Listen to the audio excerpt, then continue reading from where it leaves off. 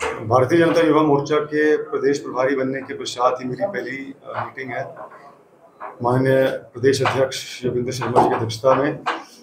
दो उद्देश्यों के साथ मैं आया था। सबसे पहले तो जो हमारी प्रदेश पदाधिकारी की टीम है उनसे मैं परिचित होना चाहता था। वैसे तो कई साथियों के साथ मैंने पहले भी काम किया है, लेकिन औपचारिक रूप से उनसे एक बार मैं मिलना चाहता था। साथ ही जो आगामी हरियाणा के अंदर 10 लोकसभा और 1 विधानसभा के चुनाव होने जा रहे हैं, उसमें युवा मोर्चा की ओर से क्या गतिविधियां रहनी चाहिए, क्या रणनीति रहनी चाहिए, इन तमाम मुद्दों पर हमने चर्चा की। तो खास कोई रणनीति नहीं, क्या भूमिका क्या रहेगी युवा मोर्चा की इन 10 लोकसभा? देखिए, आपको आने वाले दिनों में युवा मोर्चा की अलग सी भूमिका देखने को मिलेगी। जिस प्रकार से हम सभी 10 के 10 हलकों में बाइक रैली निकालने का काम करेंगे, युवा सम्मेलन करने का काम करेंगे, डोर टू डोर कैंपेन करने का काम करेंगे।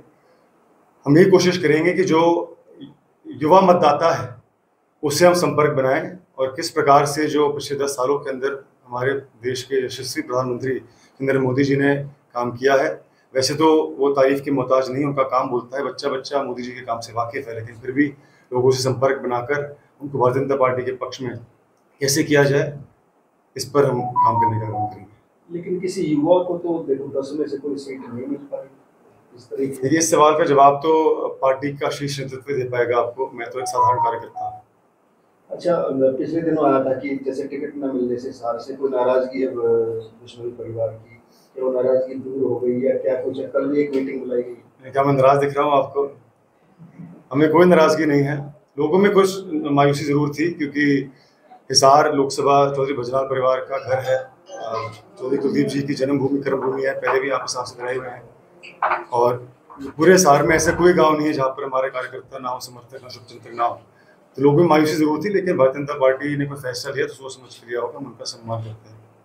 तो वो कार्यकर्ता जो कह रहे हैं गाँव में, वो कर रहे हैं काम, सब मदद करेंगे, मेहनत करेंगे। और हम भी कल चौधरी कुलदीप जी ने हिसार के अंदर और आदमपुर के अंदर मीटिंग बुलाई है और आने वाले समय में भी जो चुनाव उठ रहा है, एक प्रकार से मैं और पिताजी, हमारी पूरी टीम सिर्फ हिसार ही नहीं बल्कि हरियाणा प्रदेश में जहाँ जहाँ हमारी जरूरत पड़ेगी, हम प्रथम श्रेणी में भूमिका निभाएंगे।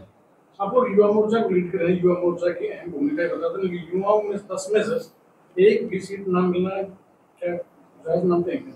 जैसे मैंने कहा कि इसका जवाब तो पार्टी का शीर्ष नेतृत्व दे पाएगा आपको। हाँ, देखिए, जाहिर सी बात है कि देश और प्रदेश नौजवान हैं। India supposed to be the youngest country in the world. तो युवाओं को जितना आगे करेंगे उतनी ही मजबूती युवाओं को मिलेगी, उतने मजबूती के साथ हम युवाओं के मुद्दों को उठा पाएंगे। और भारतीय जनता पार्टी को भी इस बात का एहसास है। हरियाणा से लोग, खैर बैंगलोर की बात करें, जो हमारे राष्ट्रीय अध्यक्ष युवा मोर्चा के, वो भी सांसद है, दोबारा चुनाव लड़ रहे हैं। और मुझे भी 29 साल की उम्र में विधानसभा का चुनाव लड़ने का काम पार्टी ने किया था। तो ऐसी बात नहीं। मैं समझता हूँ कि भारतीय जनता पार्टी युवाओं को सबसे आगे रखने का काम करती है।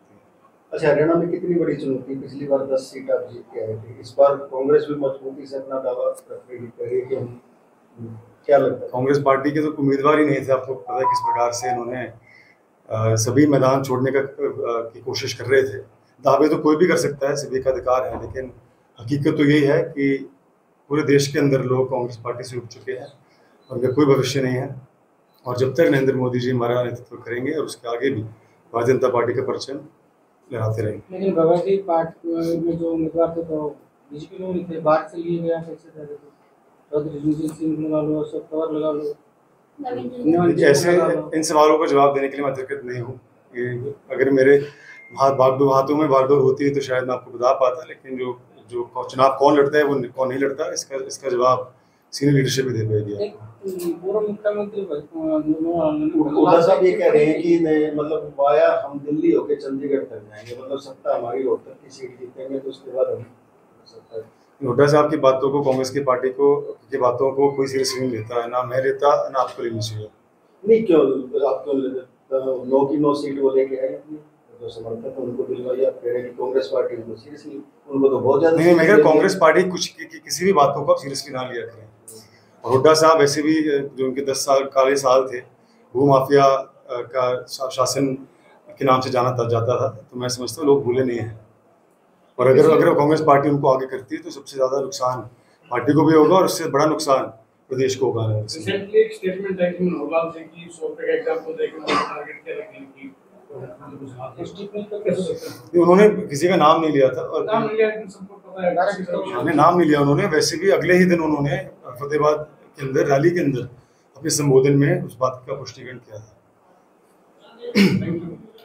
और हिसार की बात करें तो हिसार में किस तरह का है? बहुत बढ़िया रहेगा, अच्छे मार्जिन से चौधरी रणजीत चौटाला जी चुनाव जीतेंगे और आने वाले समय में आप देखना किस प्रकार से हम भी पूरे जोर लगा के उनकी मदद लेकिन करेंगे। जो विरोध हो रहा है किसानों द्वारा, देखिए, विरोध करना सबका संवैधानिक अधिकार है और मैं समझता हूं कि भारतीय जनता पार्टी किसानों के साथ खड़ी है और हरियाणा के अंदर हम पहला ऐसा राज्य है जहां 14 फसलों पर MSP मिल रहा है।